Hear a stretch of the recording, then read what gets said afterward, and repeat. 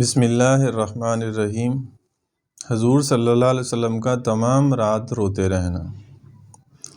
عقائد صحابہ میں نبی اکرم صلی اللہ علیہ وسلم ایک مرتبہ تمام رات روتے رہے اور صبح تک نماز میں یہ آیت تلاوت فرماتے رہے۔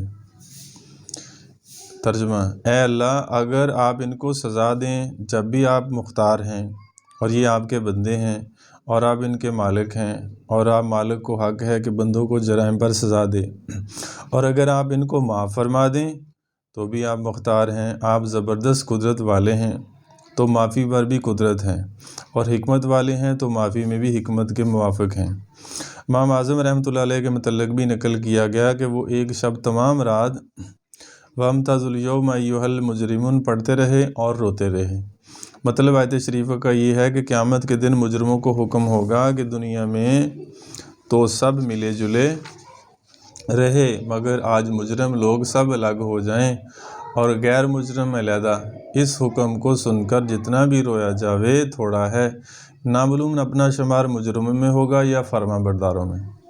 تو اس لیے اللہ سے دعا ہمیں کرنی چاہیے کہ اللہ ہمیں فرما برداروں میں رکھیں، اور فرما برداروں کے لیے جو کام بتلائے ہیں، حضور علیہ السلام کے نقش قدم پہ چلنا چاہیے، اللہ کے احکامات کو ماننا چاہیے، حضور علیہ السلام کی زندگی، آپ کی آقا علیہ السلام کی زندگی کے مطابق زندگی گزارنی چاہیے۔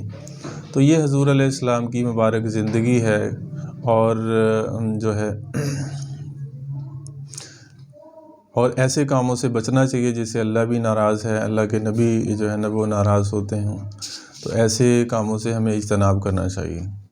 تو اللہ سے دعا ہے کہ اللہ تبارک و تعالی ہمیں ان کے نقش قدم پہ چلنے کی توفیق نصیب فرمائے کہ کل قیامت کا جب دن ہوگا تو کہتے ہیں تو اگر مجرموں کو کہا کہ تم یہاں علیحدہ ہو جائیں تو اب نہ جانے ہمارا کن میں شمار ہوگا۔ تو اس لیے نیکی کے کام کرتے رہنا چاہیے، اللہ کے احکامات والے کام کرنے چاہیے، اور حضور علیہ السلام کے نقش قدم پہ آپ کی سیرت کے مطابق زندگی گزارنی چاہیے، اور تاکہ ہمارا کل قیامت کے دن جو ہے فرما برداروں میں شمار ہو، نہ کہ مجرموں کے اندر۔ اللہ سے دعا ہے اللہ تبارک و تعالی ہمیں حضور علیہ السلام کے نقش قدم پہ چلنے کی توفیق نصیب فرمائے۔ آمین ثم آمین۔